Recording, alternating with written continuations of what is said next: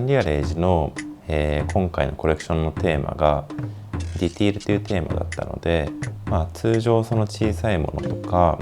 洋服で言えば洋服の細部というものを、スケールアップをして全く違う価値観を持つものに変えようというところから、始まりました。通常その音を聞くだけのイヤホンというものをその価値自体を転換して、現在のモデルでは Wi-Fi に反応してそれを音に変えるというような試みをしています。自分にとって必要な Wi-Fi って一つだと思うんですけど、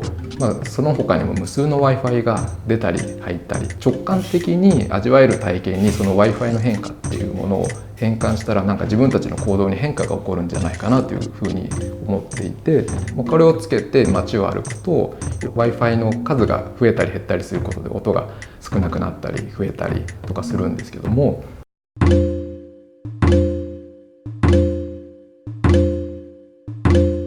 自分が今まで行ったことないところを歩いてみたり、例えばそのテザリングした人たちを集めないと聴けない音楽が聴けたりとか、その音とルートが連携したようなコミュニティが生まれたりだとか、そういった可能性が今後は考えられるのではないかなというふうに思ってます。もっとそのさまざまなものをセンサリングしたり、これを身につけることで外の世界と自分がそのつながる接点になるような、新しい機能を持ったファッションアイテムとして進化していけばいいなと思います。